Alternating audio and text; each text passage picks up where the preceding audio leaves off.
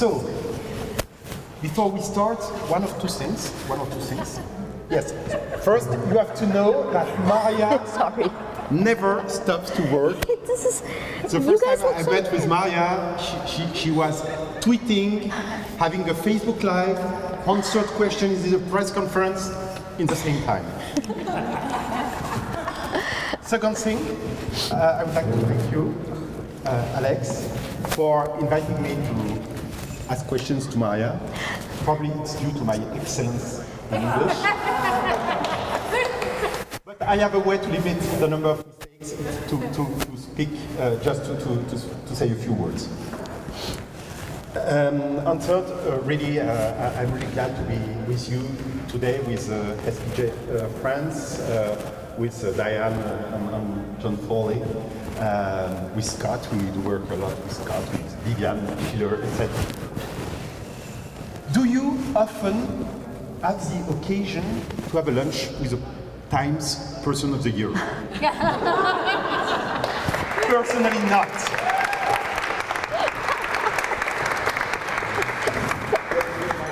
I'm really sorry. Sorry? Your mic is off your lapel. Oh. I don't know what happened. Got dumped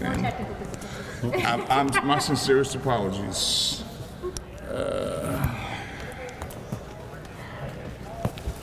Thank you. So, for those who didn't read newspapers in the past 2 years, Maria is a Filipino journalist and author.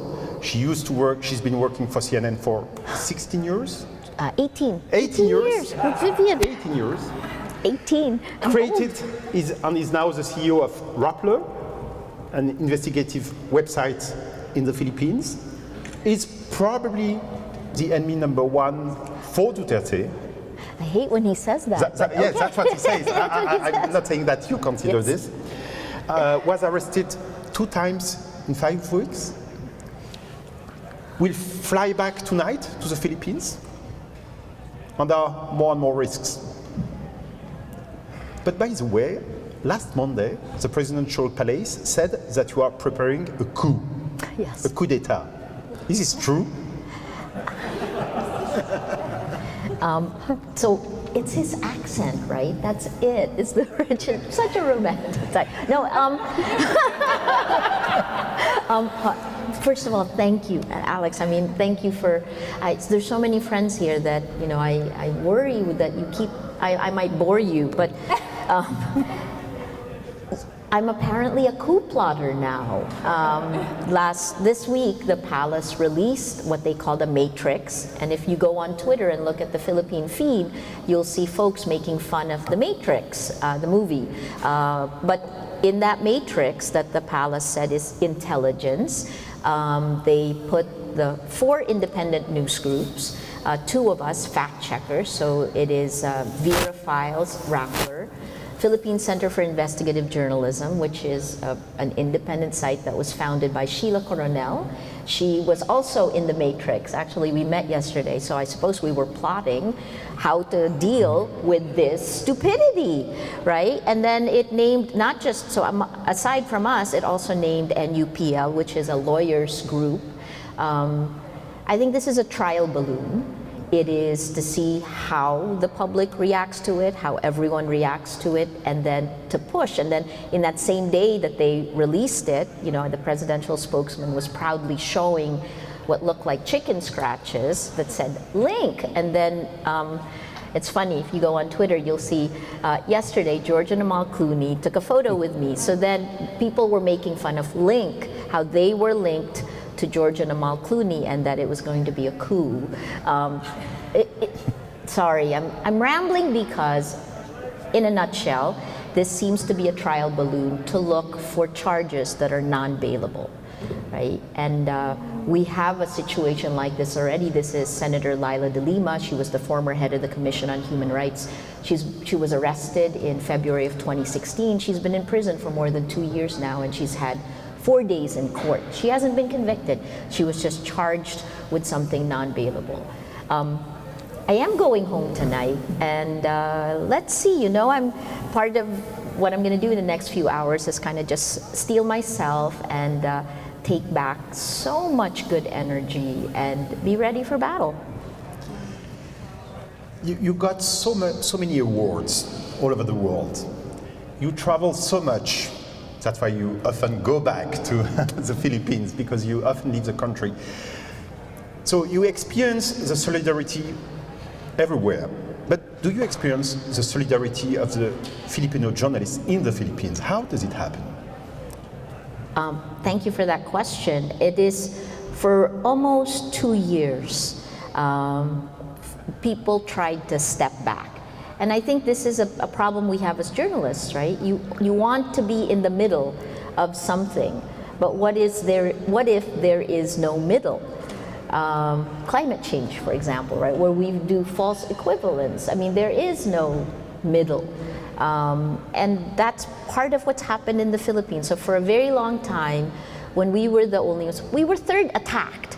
But the first was the newspaper, the largest newspaper, the Philippine Daily Inquirer.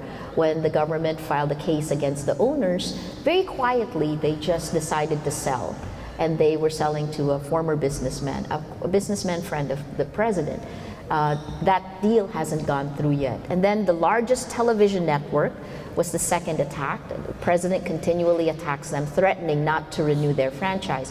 When he attacked Rappler, the difference between us and them is we talked back, we're lippy, and we fought back because we thought that the best way to fight back is to do stories on what happened to the Inquirer, what is happening to ABS-CBN, and slowly but surely other news groups are starting to do these stories.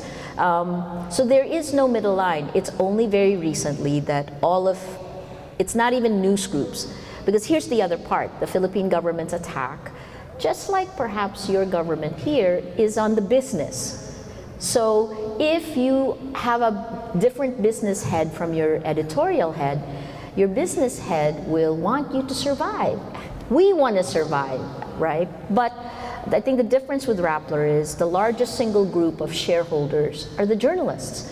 So we actually went through, maybe 2 years ago, a vote where our business people were saying, hey, like, I won't quote, it's not the direct quote, but essentially, tone it down, guys. Do you have to pick a fight? We're not picking a fight. Every night starting July 2016, our reporters were coming home and it was an average of 8 dead bodies a night. And they're dumped on the sidewalk, scotch tape mouth with a card that says, you know, it's gruesome. How can you not do these stories? And when the death toll began to mount, how can you not do these stories? So that's the balance. And what we decided was that we would do everything we can. We had an internal vote. The journalists won, and we will continue doing these stories. It makes people uncomfortable, and people who are afraid get more afraid, unfortunately, and those who have resources to be able to turn away, like businesses, tend to try to turn away. So the quick answer is finally the Matrix accomplished something this week, which is the reporters, the news groups are coming together. And this began 2.5 weeks ago. We also challenged the Supreme Court, finally. Our reporter has been banned from the palace since February of 2016. Sorry, 2 years ago. So 14 months, 14 months from February. Our reporter has been banned from the palace. Our other reporters have been banned, not just from the palace, but from any event where President Duterte is there. And then finally, the last straw was when there was a campaign and President Duterte was campaigning for his candidates. They threw out our reporter. So we decided to challenge at the Supreme Court, not saying that, we don't even know whether they'll take it up, because this is a Supreme Court that's now largely been appointed by President Duterte. By the time he leaves office, he will have appointed 13 of 15 Supreme Court justices.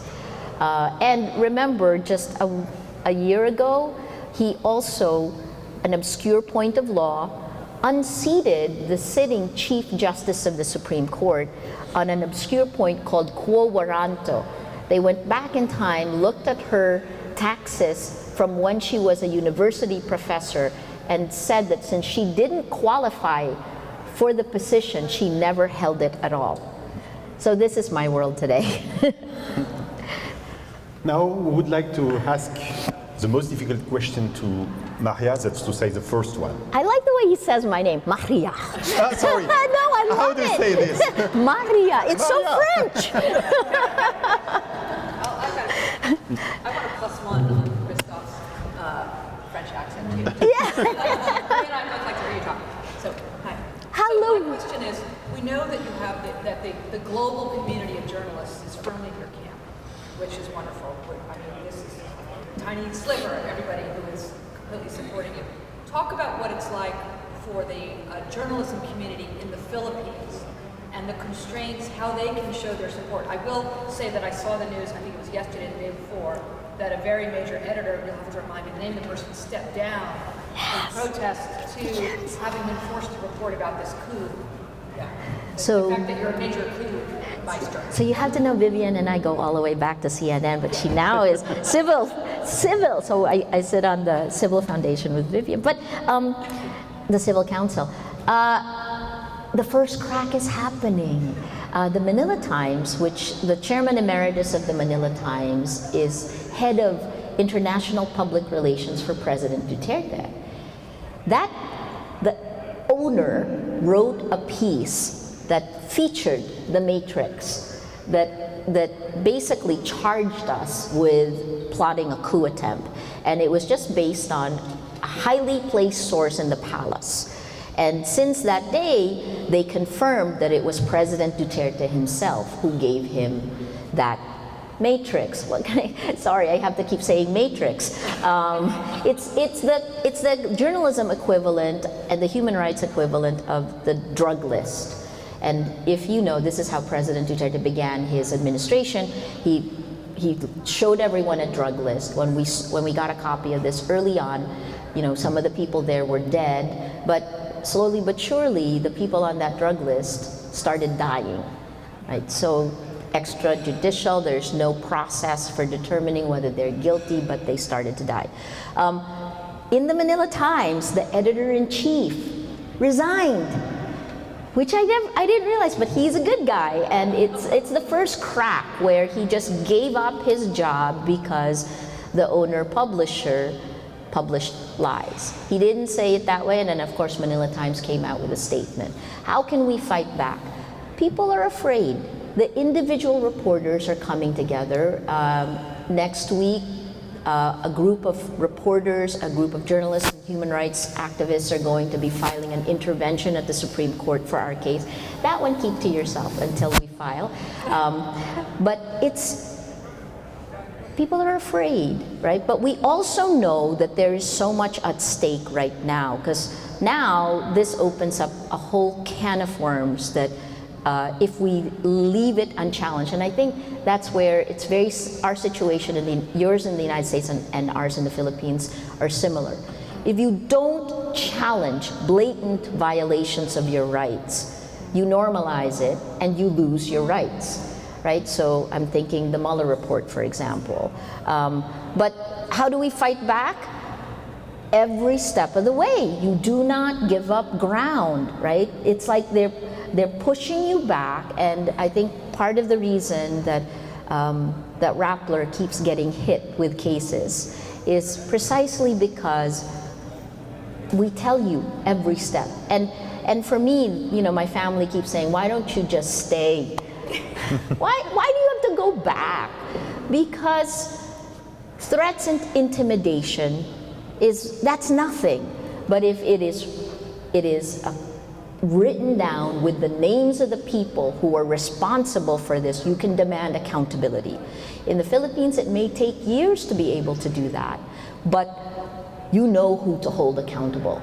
And I guess the other reason that's so important to me right now is I think please keep watch over my country, because we have midterm elections May 13th. And if we lose an independent Senate, I think it will only be a matter of time. Before the end of the year, you will see the Philippines will pass a new constitution. And if we're no longer a democracy, in some ways, it will make my life easier. But if we're no longer a democracy, that means that this is the time to fight. And I don't see my dismay, and this brings up the dilemma as a reporter, as a journalist, right, is that our own opposition politicians are also afraid to call a spade a spade. How on the record are we? I have nothing to lose. I'm going to speak very frankly. I mean, you know, if your own opposition politicians, because they're gunning for the Senate and they want the support of the administration and the administration supporters. So if you don't call a spade, you're not alerting the public about how important these elections really are. And that slide continues. It's a false equivalence. It is wrong to kill. It is wrong to abuse power. It is wrong to weaponize the law. And I should not be sounding like an opposition politician. But when I call a spade, since no one else is saying it, I am being painted as opposition, when all I am doing is calling a spade a spade.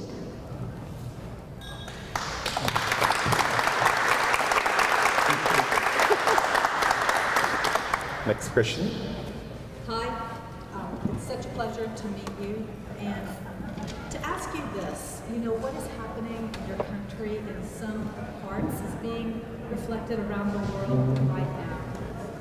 One of my roles is as a professor at a university, and I am trying to get today's future journalists to understand what is at stake. Yeah. What would you have me say to that? Yeah, I'm gonna. Sorry. No problem. It's the best and the worst time to be a journalist, isn't it?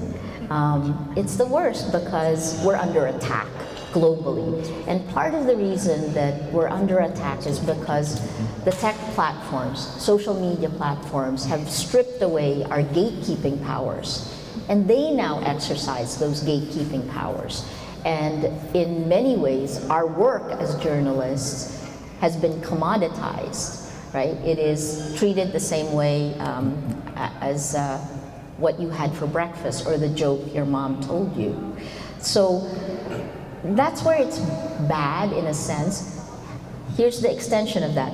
The gatekeeping powers as exercised right now by the social media platforms have allowed poison, or let's put it this way, my best friend from college always says, it's a virus that's entered the information ecosystem, and it is infecting each of us.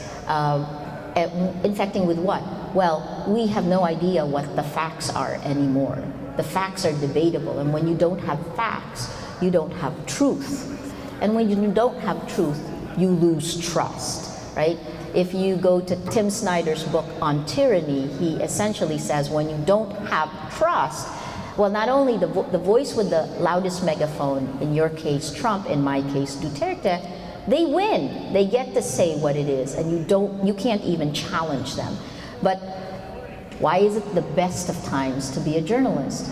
Because this is creative destruction, and the people coming into it now, especially the young ones who understand the technology in ways we don't, can help find the solution out of it, because the mission of journalism has never been needed globally in democracies all around the world as much as it's needed today.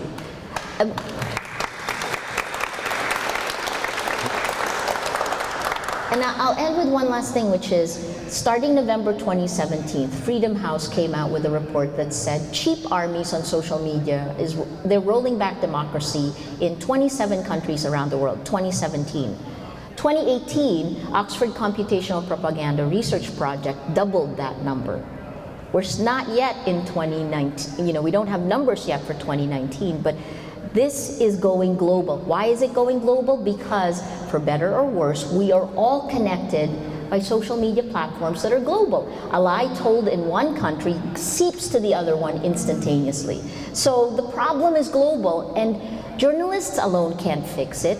Tech people can't fix it, because old power and new power, governments can't fix it, certainly. So it's almost like another time in the world post-World War II, we actually needed to create NATO, EU, we came out with a Universal Declaration of Human Rights, right?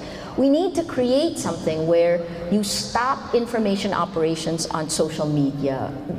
You stop that impunity.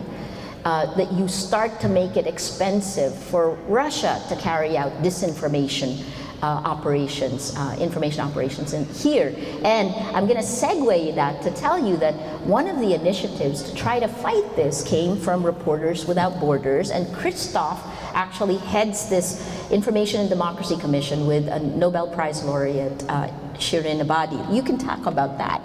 No, please do. No, please. Well, so he put together 25 people of all different disciplines, from Nobel laureates, poets, to tech people, to journalists, to lawyers, to human rights activists, and put us together in Europe for only maybe 2 or 3 meetings, right? Very short period of time. Then got us in front of Macron for an hour and a half. We were like maybe 12 people around a table with Macron, and I could see him asking us questions and then incorporating our answers into his thought. This was before the Yellow Vest protests. But since then, you know, five heads of state signed it, and now Christophe has more. 12. Okay, here, go. No, by the way, just to continue the story, we published, so together with the other 23 This is what we did. It's members possible. of the Commission, this International Declaration on Information and Democracy, which enters a new legal logic. It aims at creating new safeguards complying with the Human Rights Declaration in a globalized and digitalized communication and information space. 12 heads of government and state committed last November to sign a pledge, to sign really a text that would be strong within 1 year. It should be done in the next few months, possibly with other heads of state and government from all the continents. And in fact, this initiative, and I guess that we will be together there, will be part of the agenda of the next G7 summit in August. I want to ask one. You had when we launched it at the Paris Peace Forum, so thank you for making me part of this, because it was really fun to think it out, and I think that's the other exciting part. Imagine, we have to reimagine a whole new world. I hate to say brave new world, but we have to reimagine what is our information ecosystem. How can you make algorithms friendly to democracy, right? And how can journalists? I think we have to fuse many of these disciplines. How do we evolve and maintain the mission, the standards and ethics? When we launched it in Paris, the usual suspects, Macron was on the stage with Trudeau, right? And then it was Macron, Trudeau. With the President Alvarado of Costa Rica, the President of Tunisia, of Senegal, another one, the Prime Minister of Norway, but it was also signed by other Who's a woman? Prime Ministers of Lithuania, Lithuania. You think Trump will sign? You should nudge him. I guess not. Is there a last or one of the last questions? Oh. So, from your vantage point,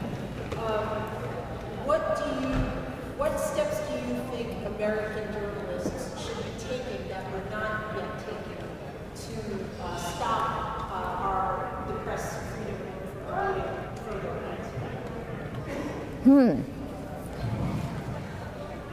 That's a great question. I think the easy one is, I think more reporting has to be done on the tech part that is harder to understand. Like there have been a lot of networks now that have been taken down by Facebook. These are Russian information operations, Iranian information operations. They took down 3 different evil networks. Let's call them evil networks. No, then that's like the evil axis of evil. But so there have been, all that data is available. Facebook is not necessarily diving deep into it, but what we found in the Philippines, for example, is that our own ecosystem is connected to the alt-right in Canada and the alt-right in the United States.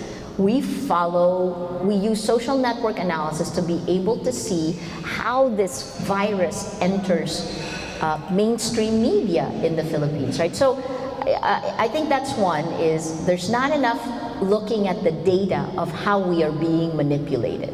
And then the second thing is to realize that we can't be assured, you know this, that our communities are with us, because the technology plays to the worst of human nature.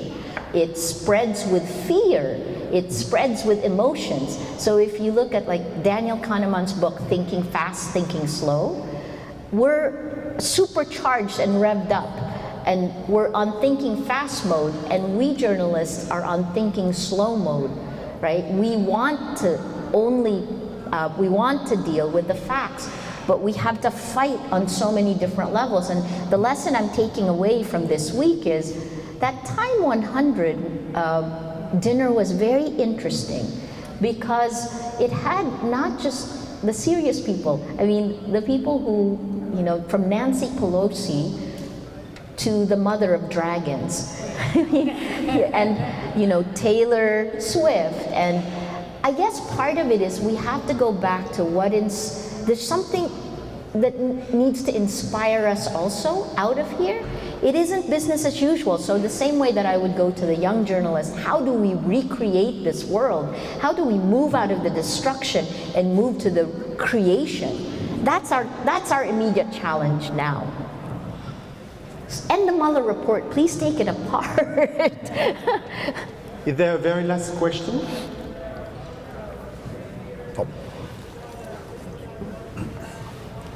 So much of what you say, I'm Shidu Rajkata from the Times of India. The Times of India. So much of what you say has its echoes in what's happening in the US, what's happening in India. Yes. I was particularly struck by the linkages you mentioned between the alt-right movements in all these countries. But who's learning from whose playbook? And how much of what is happening in the US is influencing what's happening in the Philippines? And most of all, what happens when, in the US, the biggest media company by my reckoning today is Donald Trump's Twitter account.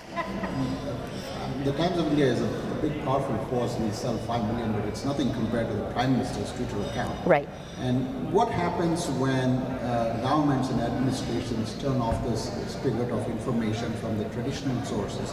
Like the White House hasn't had a briefing in 43 days or something. Right. The main source of information is the Twitter account, and it's one way, questions going back to them. So what happens when personalities, presidents, dictators, authoritarian figures create their own media empire? How do you counter that? I mean, that's kind of what's happened in the Philippines right now, right? They took, our ecosystem is the social media propaganda machine that our government now has. It was the campaign evolved into, was weaponized when the drug war began. And then that connected to mainstream through the Manila Times, and then from there connected to state media, which used to be really boring, but now they've been reinfused. And then when they made the Anchor account, the Anchor Facebook account, the head of social media for the Philippine government, it was the full ecosystem. There are two parts of your question. Part number one is, the dictator's playbook is out, right? We see this, and I would go back to, the way we were fighting back in Rappler is infused by looking at the Ukraine. If you look at the thinking that's behind it, it is to sow so much confusion, to make you distrust to the point that you cannot move. Again, I go back to Tim Snyder's On Tyranny. If you don't trust, and that's the first targets of attacks in the Philippines were the journalists and the news groups. And in the Philippines, unlike the United States, the news groups were part of the justice system because our institutions are very weak. And so if you're a Filipino and you want some sense of justice, you actually go to the largest network to tell your story. And that's how you get justice, right? So the first people attacked were the journalists. And then if you don't believe them, then they actually succeeded in not making people distrust. So looking at Russian disinformation and what's happened in the Ukraine has given us an ability to fight back. I've looked at the data that's been released. First in Europe, there are 5 million Twitter accounts that were connected to the IRA.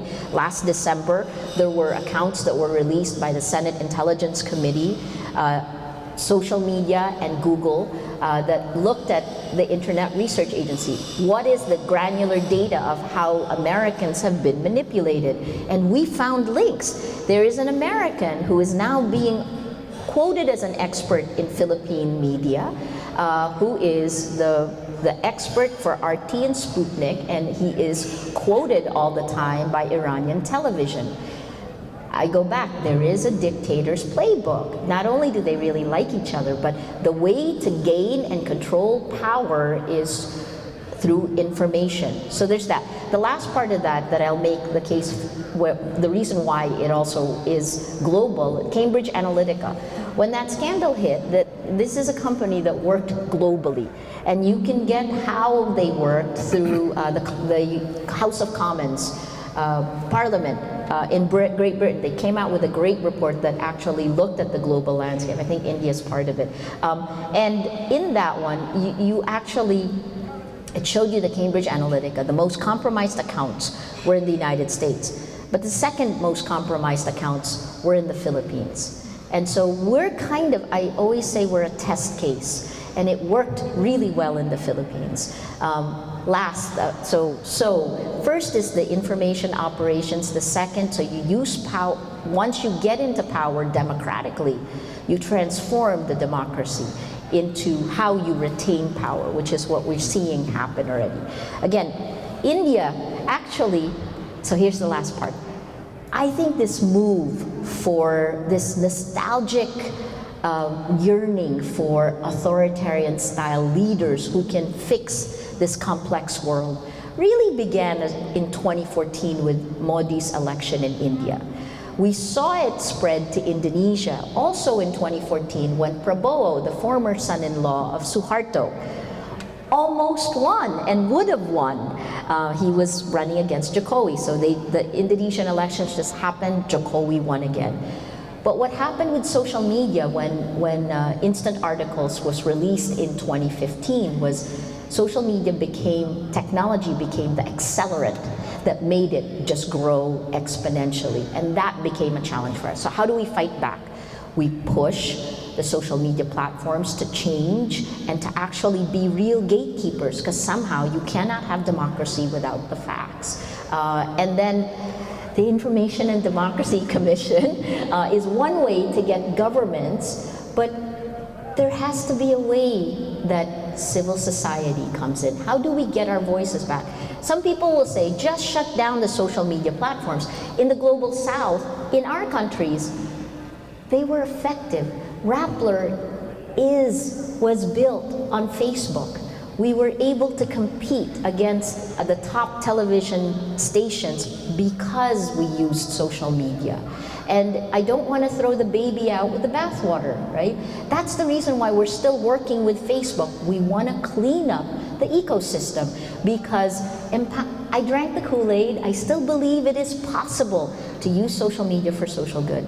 Please, I'm naive, I guess, but you know, we just got to get out of this place and move from the destruction to creating the new world.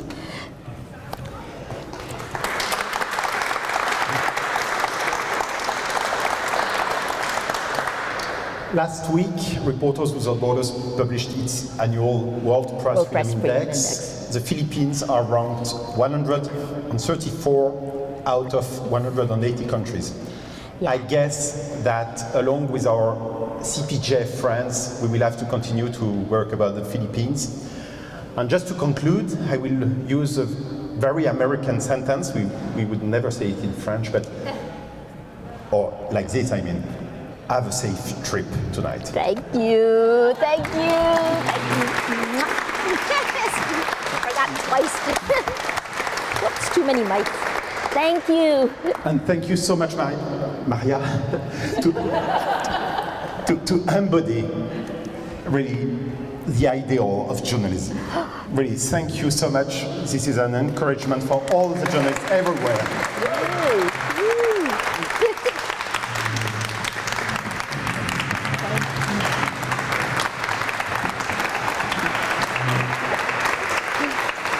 Good luck in India.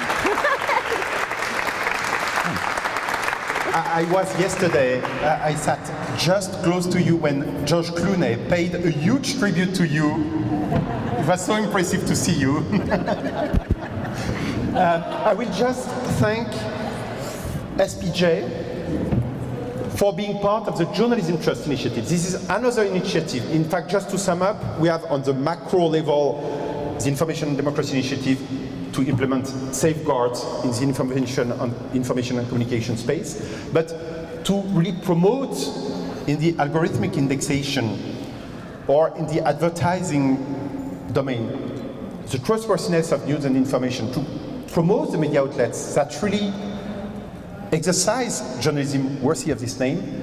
We have launched this initiative. SPJ is part of it. We are so glad and we want to continue to work with you. Thank you. Thank you. Thank you both for being with us. Now we will begin our lunch. Now you can eat. Thank you. Christophe, do you want to say bon appétit? Bon appétit à tous. Wow.